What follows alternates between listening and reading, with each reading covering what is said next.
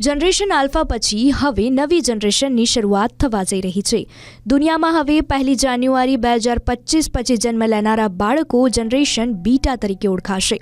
સામાજિક સંશોધકના જણાવ્યા અનુસાર 2039 સુધીમાં જનરેશન બીટા એ વૈશ્વિક વસ્તીનો 16% હિસ્સો ધરાવશે. હવે આપણે એ જાણી લઈએ કે તમે કઈ જનરેશનમાં આવો છો. વર્ષ 1965 થી 1980ના સમયગાળા દરમિયાન જન્મેલા લોકો જનરેશન એક્સ તરીકે ઓળખાય છે. વર્ષ 1981 થી 1995ના સમયગાળા દરમિયાન જન્મેલા લોકો જનરેશન વાય અથવા મિલેનિયલ્સ તરીકે ઓળખાય. વર્ષ 1997 થી 2012ના સમયગાળા દરમિયાન જન્મેલા લોકો જનરેશન ઝેડ એટલે કે ઝેન ઝી તરીકે જાણીતા છે. વર્ષ 2013 થી 2024ના સમયગાળા દરમિયાન જન્મેલા લોકો જનરેશન આલ્ફા તરીકે ઓળખાય છે.